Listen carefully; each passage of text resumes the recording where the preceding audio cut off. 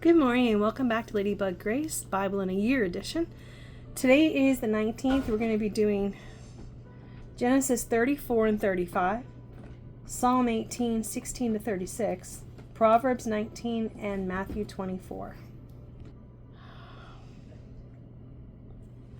Alright, so sorry I just had to yell at the dog again, as usual. Genesis 34. It's Dinah and the Shechemites. Now Dinah, the daughter Leah, had borne to Jacob, went out to visit the women of the land.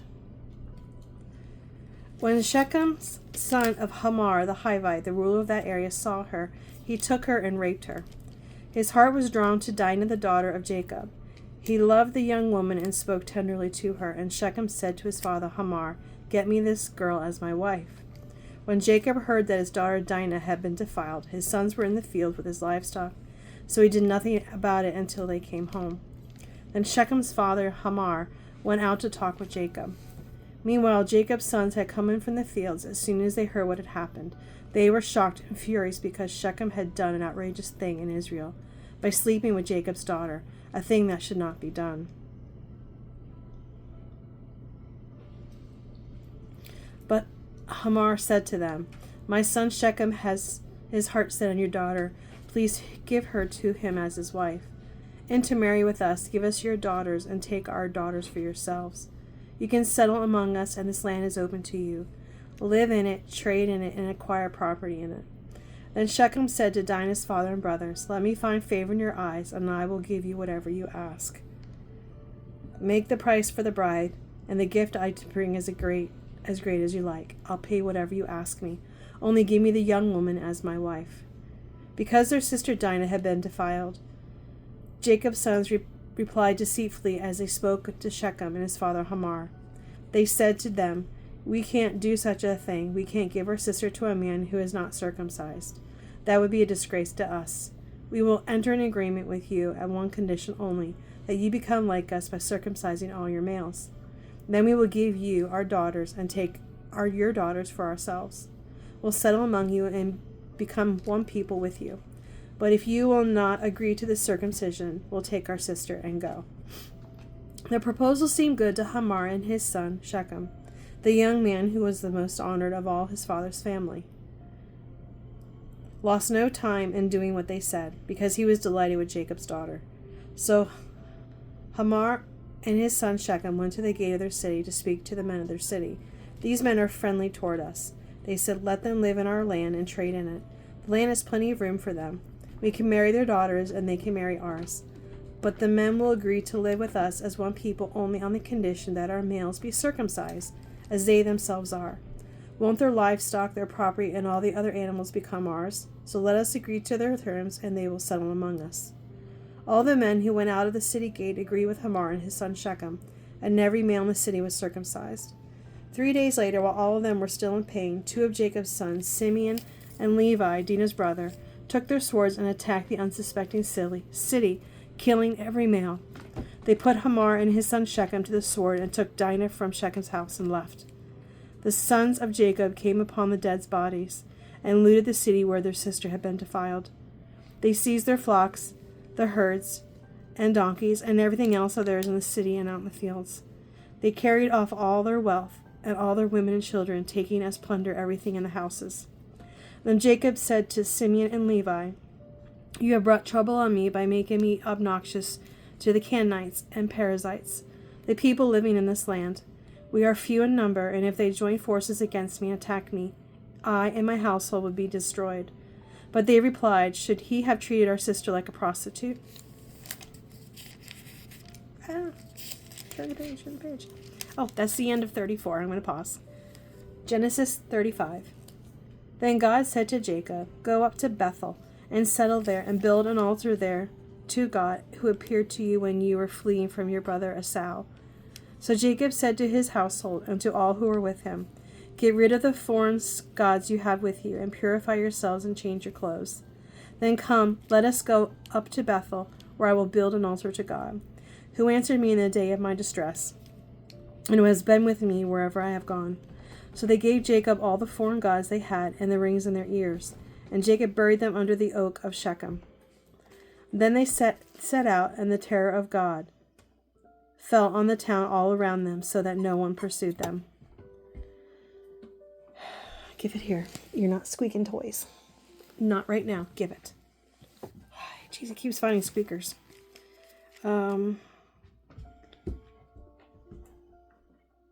Jacob and all the people with him came to Luz, that is Bethel, in the land of Canaan. There he built an altar, and he called the place El Bethel, because it was there that God revealed himself to him when he was fleeing from his brother. Now Deborah, Rebekah's nurse, died and was buried under the oak outside Bethel, so it was named Allon Bacal. After Jacob returned from Paddan Aram, God appeared to him again and blessed him. God said to him, "Your name is Jacob, but you will no longer be called Jacob. Your name will be Israel," so he named him Israel. And God said to him, "I am God Almighty. Be fruitful and increase in number. A nation and a community of nations will come from you, and kings will be among your descendants. The land I gave to Abraham and Isaac I also give to you, and I will give this land to your descendants after you." Then God went up from him at a place where he had talked with him. Jacob set up a strong pillar at the place where God had talked with him, and he poured out a drink offering on it. He also poured oil on it. Jacob called the place where God had talked with him Bethel. The deaths of Rachel and Isaac. When they moved on from Bethel, while they were still some distance from Ephrath, Rachel began to give birth and had great difficulty. And as she was having great difficulty in childbirth, the midwife said to her, "Don't despair, for you have another son." As she breathed her last, for she was dying, she named her son Ben-Oni, but his father named him Benjamin.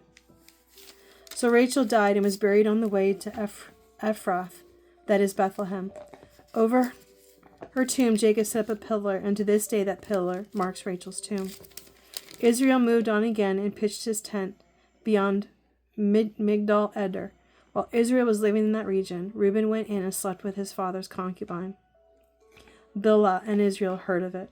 Jacob had 12 sons, the son of Leah, Reuben the firstborn of Jacob, Simeon, Levi, Judah, Issachar, and Zebulun, the sons of Rachel, Joseph and Benjamin, the sons of Rachel's servants Bilhah, Dan and Naphtali, the sons of Leah's servant, Zilpah, Gad and Asher. These were the sons of Jacob, who were born to him in Paddan Aram. Jacob came home to his father Isaac in Mamre, near Kiriath Arba, that is Hebron, where Abraham and Isaac had stayed. Isaac lived 180 years. Then he breathed his last and died, and was gathered to his people old and full of years. And his sons Esau and Jacob buried him. So that's the end of 35. Okay, now we're going to Psalm 18, verse 16 to 36. He reached down from on high and took hold of me. He drew me out of deep waters. He rescued me from my powerful enemy, from my foes who were too strong for me. They confronted me in the day of the disaster, but the Lord was my support. He brought me out into a spacious place. He rescued me because he delighted in me. The Lord has dealt with me according to my righteousness. According to the cleanness of my hands, he has rewarded me. For I have kept the ways of the Lord. I am not guilty of turning from God. All his laws are before me. I have not turned away from his decrees. I have been blameless before him, and have kept myself from sin. The Lord has rewarded me according to my righteousness, according to the cleanliness of my hands in his sight. To the faithful you show yourself faithful. To the blameless you show yourself blameless. To the pure you show yourself pure. But to the devious you show yourself shrewd. You save the humble, but bring low those whose eyes are haughty. Yes, Lord, keep my lamp burning. My God turns my darkness into light. With your help I can advance against a troop. With my God I can scale a wall. As for God, his way is perfect. The Lord's word is flawless. He shields all who take refuge in him. Excuse me. For who is God besides the Lord? And who is the rock except our God? It is God who arms me with strength and keeps my way secure. He makes my feet like the feet of a deer. He causes me to stand on the heights. He trains my hands for battle. My arms can bend a bow of bronze. You make your saving help my shield, and your right hand sustains me. Your help has made me great. You provide a broad path for my feet, so that my ankles do not give away. That's the end of Psalms 18. 16 to 36. Now we're at Proverbs 19. Better the poor whose walk is blameless than a fool's lips are perverse. Desire without knowledge is not good. How much more hasty feet miss the way. A person's own folly leads to their ruin, yet their heart rages against the Lord. Wealth attracts many friends, but even the closest friends of the poor person deserts them. A false witness will not go unpunished, and whoever pours out lies will not go free. Many curry favor with a ruler, and everyone is the friend of one who gives gifts. The poor are shunned by all their relatives. How much more do their friends avoid them? Though the poor pursue them with pleading, they are nowhere to be found. The one who gets wisdom loves life. The one who cherishes understanding will soon prosper. A false witness will not go unpunished, and whoever pours out lies will perish. It is not fitting for a fool to live in luxury. How much worse for a slave to rule over princes. A person's wisdom yields patience. It is to one's glory to overlook an offense. A king's rage is like the roar of a lion, but his favor is like dew of the grass. A foolish child is a father's ruin, and a quarrelsome wife is like the constant dripping of a leaky roof. Houses and wealth are inherited from parents, but a prudent wife is from the Lord. Laziness brings on deep sleep, and the shiftless go hungry. Whoever keeps commandments keeps their life, but whoever shows contempt for their ways will die. Whoever is killed to the poor lends to the Lord, and he will reward them for what they have done. Discipline your children, for in that there is hope. Do not be willing party to their death. A hot-tempered person must pay the penalty. Rescue them, and you will have it to do again. Listen to advice and accept discipline, and at the end you will be counted among the wise. Many are the plans in a person's heart, but it is the Lord's purpose that prevails.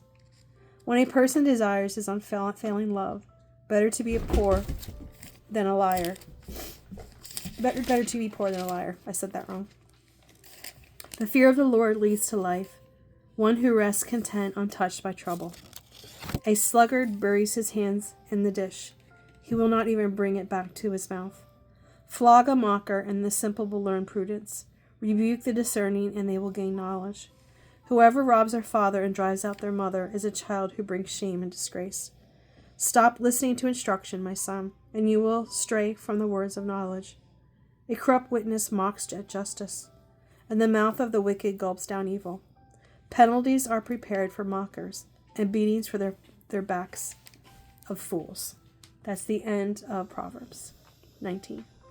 Now the final the final reading for today is Matthew 24. Jesus teaches at the Mount of Olives. Jesus tells about the future. Jesus left the temple and was walking away when his disciples came up to him to call his attention to its buildings. Do you see all these things? He asked. Truly I tell you, not one stone here will be left on another. Everyone will be thrown down. As Jesus was sitting on the Mount of Olives, the disciples came to him privately. Tell us, they said, when will this happen? And what will be the sign of your coming and of the end of age?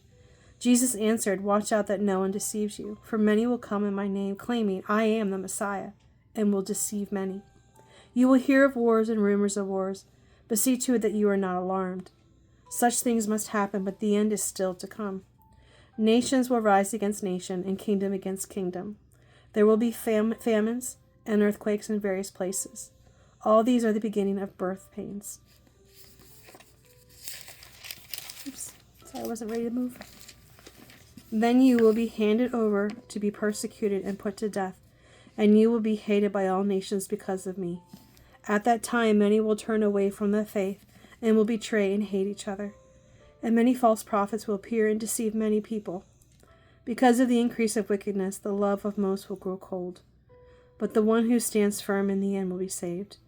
And this gospel of the kingdom will be preached in the whole world as a testimony to all nations. And then the end will come. So when you see standing in the holy place the abomination, yeah, I know words, that causes desolation, spoken of through the prophet Daniel, let the reader understand. Then let those who are in Judea flee to the mountains. Let no one on the housetop go down to take anything out of the house. Let no one in the field go back to get their cloak. How dreadful it will be in those days for pregnant women and nursing mothers. Pray that your flight will not take place in winter or on the Sabbath. For then there will be great distress, unequal from the beginning of the world until now, and never to be equaled again. If those days had not been cut short, no one would survive. But for the sake of the elect, those days will be shortened. At that time, if anyone says to you, "Look, here is the Messiah," or "There he is," do not believe it. For false messiahs and false prophets will appear and perform great signs and wonders, to deceive, if possible, even the elect. See, I have told you ahead of time. Jesus tells about his return. So if anyone tells you, "There he is out in the wilderness," do not go out, or "Here he is in the inner rooms," do not believe it. For as lightning that comes from the east is visible even in the west, so you will be coming, the Son of Man. Whenever there is a carcass there, the vultures will gather. Immediately after distress of those days, the sun will be darkened, and the moon will not give its light. The stars will fall from the sky, and the heavenly bodies will be shaken. Then will appear the sign of the Son of Man in heaven. And then all the peoples of the earth will mourn when they see the Son of Man coming on the clouds of heaven, with power and great glory. And he will send his angels with a loud trumpet call, and they will gather his elect from the four winds, from one end to the heavens to the other. Now learn this lesson from the fig tree. As soon as his twigs get tender and his leaves come out, you know that summer is near. Even so, when you see all these things, you know that it is near, right at the door. Truly I tell you, this generation will certainly not pass away until all these things have happened. Heaven and earth will pass away, but my words will never pass away. Jesus tells about remaining watchful. But about the day or hour no one knows, not even the angels in heaven, nor the Son, but only the Father. As it was in the days of Noah, so will be in the coming of the Son of Man. For in the days before the flood, people were eating and drinking, marrying and giving in marriage, up to the day Noah entered the ark. And they knew nothing about what would happen until the flood came and took them all away. That is how it will be at the coming of the Son of Man. 2 men will be in the field, one will be taken and the other left. 2 women will be grinding with a handmill, one will be taken and the other left. Therefore keep watch, because you do not know on what day your Lord will come. But understand this, if the owner of the house had known at that time of the night the thief was coming, he would have kept watch and would not have let his house to be broken into. So you also must be ready, because the Son of Man will come at the hour when you do not expect him. So then is the faithful and wise servant, whom the master has put in charge of the servant in his household, to give them their food at the proper time. It will be good for that servant whose master finds him doing when he returns.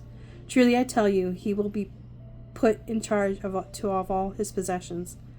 But suppose the servant is wicked and says to himself, "My master is staying away a long time." And then he begins to beat his fellow servants and to eat and drink with drunkards. The master of that servant will come one day when he does not expect him, at an hour he is not aware of. He will cut him to pieces and assign him a place with the hypocrites, where there will be weeping and gnashing of teeth. And that is why I know now more than ever, if someone tells me somebody is the Messiah and blah, blah, blah, as it says here, we'll know if the Messiah is coming. It won't be a secret. One person won't be able to tell me. I'll be able to feel it and know it, because he just said the trumpets will sound. The earth will shake. Lightning. You'll know it. You'll know it. So I hope you enjoyed the reading today, and thank you for staying till the end if you did. The timestamps were at the top. I'm going to keep on doing that. I hope you have a blessed day and a wonderful day, and I'm going to do the 6th now later today as well, January 6th. Bye.